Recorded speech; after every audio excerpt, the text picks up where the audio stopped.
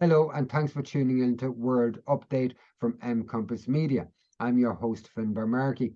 Every week I'm joined by John Moran, former head of the foreign desk in the Irish press, to overview what's happening in the world and what may not be getting a fair and a balanced hearing in the mainstream media. Thanks for joining us again this week, John. My pleasure, Finbar. And what have you got first? We have a little trip to Japan with NATO and the G7. Interestingly, yesterday, Japanese Prime Minister Fumio Kishida said his country has no plans to join NATO, and the decision to open a representative office in the country had not even been made. Quote, Japan has no plans to join NATO either as a permanent or associate member, Mr. Kishida said, answering questions from deputies during a plenary session of the upper house of Parliament. So that's a little bit of a block. The Santis to launch presidential bid on Twitter. Florida Governor Ron DeSantis yesterday announced his 2024 presidential bid in an online appearance with Twitter boss Elon Musk. Mr. DeSantis, 44, is viewed as a former President Donald Trump's chief rival for the Republican Party nomination. The governor joins a growing list of contenders seeking to unseat Mr. Trump, who leads by more than 30 points in opinion polls, however. India and Australia in migration deal. India and Australia have announced a migration deal as they aim to strengthen their economic cooperation. The announcement came after Indian Prime Minister Narendra Modi met counterpart Anthony Albanese in Sydney yesterday. The deal aims to, quote, promote the two-way mobility of students, graduates, academic researchers, and business people. They also discuss regional security amid rising tensions in the region. India and Australia are part of the four-member Quad group, which also includes Japan and the US. Iran announced ambassador to Saudi Arabia. Iran has appointed its ambassador to Saudi Arabia as part of the implementation of agreements on the restoration of diplomatic relations between the two states, according to the Tasnim news agency. Mr. Ali Reza Enyati will become the new diplomatic representative in Riyadh. Saudi Arabia already announced the appointment of an envoy to Iran. Iranian President Ibrahim Raisi said the era of unilateralism has come to an end, underlining that the expansion of relations between Iran and Indonesia will benefit the Islamic world and all Muslims. Hungary says Ukraine can't win. Hungary's Prime Minister Viktor Orban said in Qatar yesterday that Ukraine was unlikely to win the war against Russia. Quote, looking at the reality, the figures, the surroundings, the fact that NATO is not ready to send troops, it's obvious there is no victory for the poor Ukrainians on the battlefield, Mr. Orban said. Ukraine will join EU after war. German Chancellor Olaf Scholz says Ukraine will join the EU after the end of the war. Quote, a bitter chapter in the history of our continent will end with a free Ukraine joining the European Union as a full member, Mr. Scholz said. Again, John, a lot of stuff happening around the world. We can only really touch upon it, unfortunately. I'd just like to go back to the G7 meeting in Japan, the visits to Hiroshima and places like that by Biden, and the absolute radio silence when it comes to who actually dropped the bomb in Hiroshima. The silence on who actually did it and the acrobatics to avoid mentioning it were just something else. Hey, it was very disturbing to me, actually, to see that, you know, where in lots and lots of areas now, because of the war, and because mainstream media have abandoned their position of being chief critic to what's going on in the world, that we have all these madnesses going on together. Yeah, and it is a madness, isn't it? That the media, the fact that no American media mentioned the fact, it was almost like there was an unspoken direction of sorts there, that you just can't say this. You just, it's so politically embarrassing to make that connection. Then you had Zelensky over in the middle of it all. And while he was there, he was berating the Middle East leaders. And he berated Middle East leaders when he met the Arab League as well, a few days ago or last week. What do you make of Zelensky's roadshow around the world and his latest visit to both the Middle East and to Japan? Well, on the Japanese thing, first, I'd have to say that the sight of all these individuals standing solemnly looking at the flame for Hiroshima, that will have gone down like a bomb in Japan. I watched a vox pop on television shortly after they had all left, and it was unanimously against getting involved in any of the wars or getting involved with NATO or any of that situation. The Japanese people know better than anybody else who is more likely to give them a hard time in the world today. Yeah, yeah. And we showed video footage of protests that happened at Hiroshima, where Japanese people came out onto the streets to protest, which is an unusual enough thing in Japan to see. But they came out to protest at the presence of G7, suggestions that they're going to join NATO. I saw a meme today about this, and it said Japan has said it will not join NATO. So Japan is definitely joining NATO. So it's hard to tell really what's going on there. The other story that you mentioned that I think is very interesting is the Saudi Arabia-Iranian rapprochement and meetings that are going on there and the appointment of ambassadors and things like that. Do you want to elaborate on the relevance of that in terms of this multipolar world that we're moving towards, or maybe that we're in? Yeah, well, we saw that with Iran and Saudi Arabia, with the end of the dispute, shall we say, between the Sunni and the Shia states, that all those disputes have now fallen, and they are looking outwards rather than inwards and at themselves. And I think the statement about joining Indonesia in this whole thing as well, and the multipolar aspect, is very important. It's a massive country, very important country in the Far East, and it will add hugely to the credibility and coherence of a new Muslim bloc in the world to have a say. Because bear in mind, for the past 20 years, it has been Muslim countries who have been bombed incessantly by the Western war machine. Yeah, and often this element of the Muslim Brotherhood that's spread around the Arab regions, which appears to be a creation of NATO type countries, no doubt the United States and Mossad involved in it, that were creating these kind of color revolutions or spring uprisings that were overthrowing government, but creating chaos in the process of doing so. Just while we're on this subject, the leader, Bashar al-Assad of Syria, has visited Saudi Arabia, had a key meeting with the leader of Saudi Arabia, but also has been welcomed back into the Arab League and has given a very intense and honest, I found, speech, a 5-minute speech to the Arab League. I'll talk about what was in that speech in a minute, but just in terms of all of these changes, John, and seeing images like this here that we're looking at now, or that we'll be look at now in a second. Just bear with me while I go to share screen here. And these images of Assad coming through these beautiful palace yes, in Saudi Arabia and meeting the princes and the supreme leader in Saudi Arabia. They're really pulling the wool, or the rug from under the United States, aren't they? In terms of yes, they are. The investment that the United States has made in terms of counterintelligence, in terms of the military, in terms of its politics, and everything else, the investment that the United States has made in the Middle East. And what has it got left? Israel.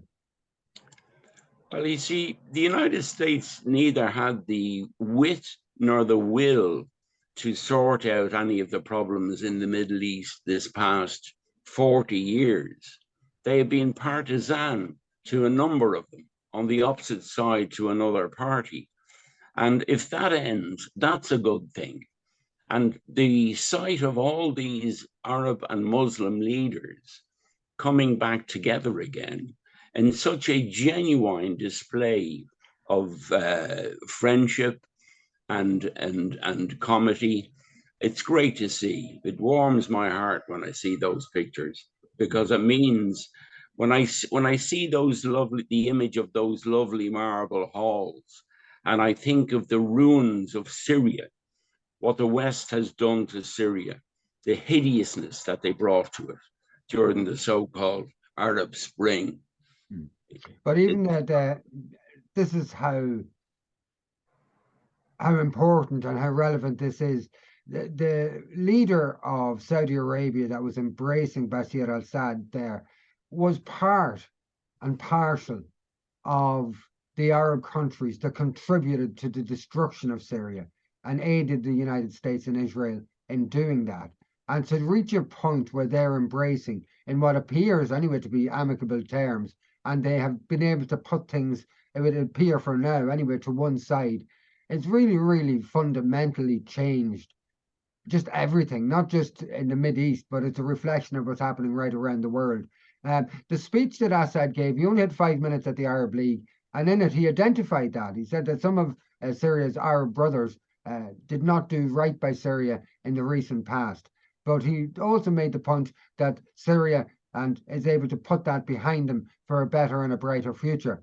And a part of that better and brighter future is not having foreign interference in Middle East affairs. And he made that clear. But the statement that came out from the Arab League after those meetings made that very clear too, that no more will Europeans or people of the United States governments negatively interfere in the Middle East and collapse governments, create caliphates to destabilize areas, things like that. And that was a statement from the Arab League itself. Very strong words, acknowledging what's been denied in Western media, but what many of us already know. And if that's not enough, the president of Azerbaijan, Ilham Aliyev, has done an interview with the BBC in which he has been very clear that he's not taking crap from BBC journalists, and he's not taking hypocrisy, and he's not taking misinformation as he sees it from BBC journalists. We'll have a look at this. We'll come back in 1 minute. Why do you think that people in Azerbaijan do not have free media and opposition? Because this is what I'm told by independent sources in this country. Which independent sources? Many independent sources. Tell me which. I certainly couldn't name sources. Oh, if you couldn't name, that means that you're just inventing the story. So you're saying the media is not under state control? Not at all. I mean, NGOs are the subject of a crackdown. Journalists are the subject of a crackdown. Not at all. Critics are in jail. No, not at all. None of this is true. Absolutely fake. Absolutely. We have free media. We have free internet. And the number of internet users in Azerbaijan is more than 80%. Can you imagine the restriction of media in a country where internet is free, there is no censorship, and there are 80% of internet users? This is, again, a biased approach. This is an attempt to create a perception in Western audience about Azerbaijan. We have opposition, we have NGOs, we have free political activity, we have free media, we have freedom of speech.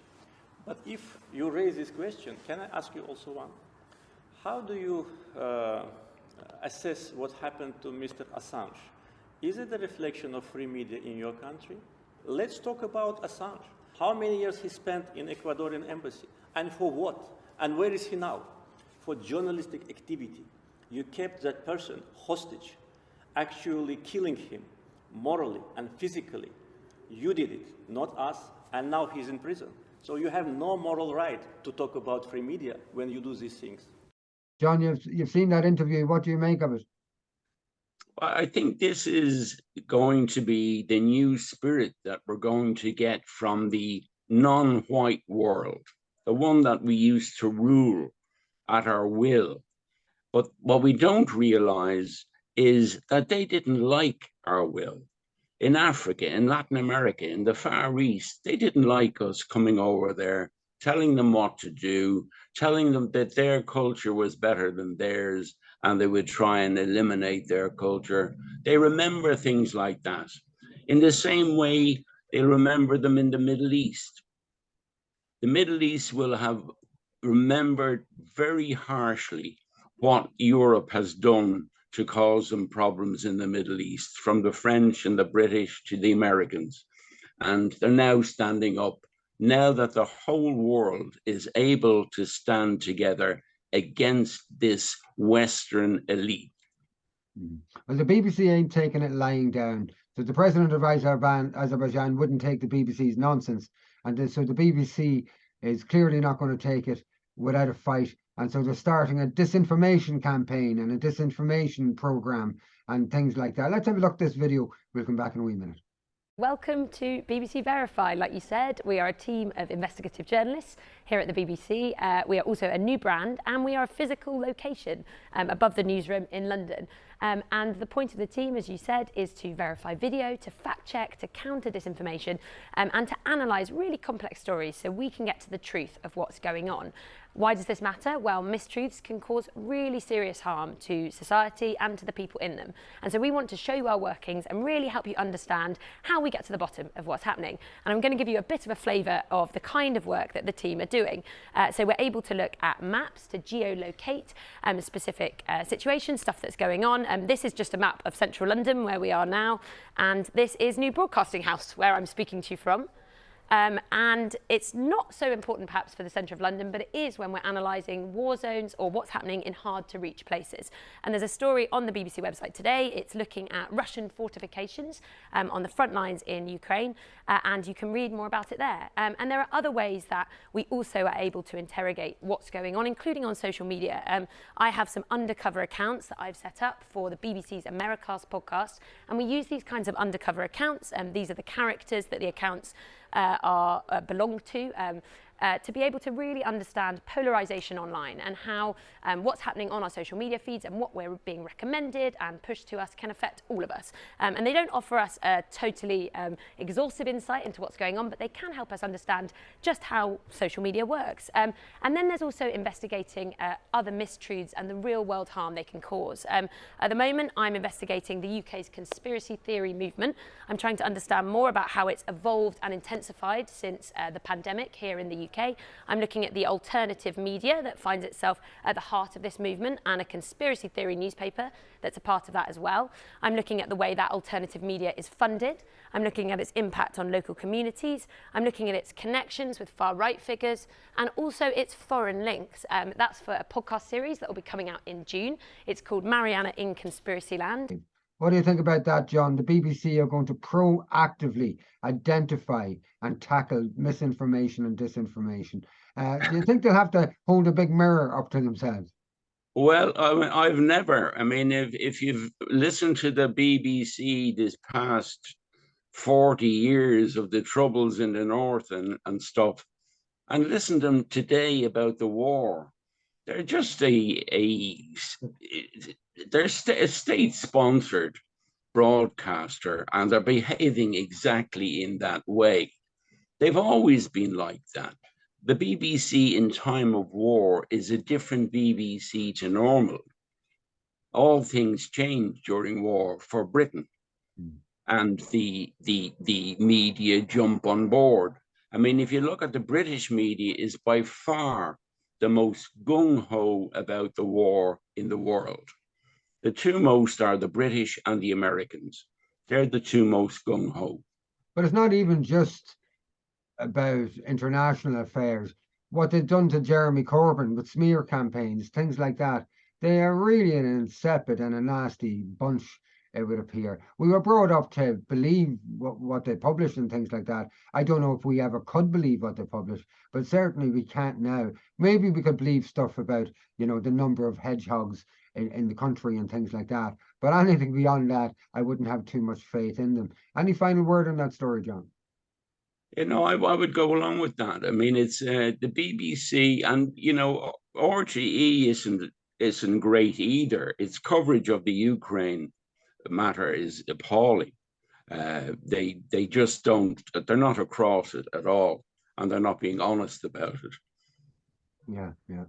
On a final story, John, the Foreign Minister of South Africa, Natal Pandor, has again, and this woman time and again kicks ass on an international stage. And remember, South Africa has refused to get involved in this Ukraine Russia angst about sanctioning Russia and about facilitating NATO against Russia. Quite the opposite, in fact. They're talking about opening a naval base, and they are opening a naval base with the Russians. So this is a speech that she's given recently in relation to the international order, international law, things like that. We'll have a listen to this. We'll come back in a wee minute. You know, I think this notion of international rules is very comfortable for some people to use when it suits them, but they don't believe in international rules when it doesn't suit them, because they don't apply international rules or law equally in all circumstances. So you can't say because Ukraine has been invaded that suddenly sovereignty is important, but it was never important for Palestine. It's very peculiar. If you believe in international law truly, then wherever sovereignty is infringed, it must apply. And this is the point we've been making, that we use the framework of international law unequally, depending on who is affected. And we are arguing that that must change. And one of the interesting changes that has occurred is the sudden movement, because Russia has invaded Ukraine, that we say, okay, let's not allow the Security Council to just have the veto and let it pass. We take it to the General Assembly. When some of us had been calling for the General Assembly to have a greater say, we never enjoyed support. But suddenly today, see, that's where international law begins to mean nothing. Because for some, we see it as a cheating, and for others, we see it as a benefit. So our argument is, let's revise the international multilateral system to ensure that we observe that post-1948 has arrived. What do you make about that, John? You will hear more and more of these voices from countries that were once dominated by other countries. You will hear more and more of that, just as with your Azerbaijani prime minister. You know, they all over the world, what's happening is being noticed. The end of the unipolar world is being noticed, and these are the voices coming out of that. Yeah. Okay, John, that's all we have for tonight. Thanks for tuning in again, folks, as you do every week. Give us a like, give us a share where you can. You're going to hear news here that you won't hear from an Irish resource anywhere else coming from Ireland. Thanks for tuning in. We'll talk to you next week, folks.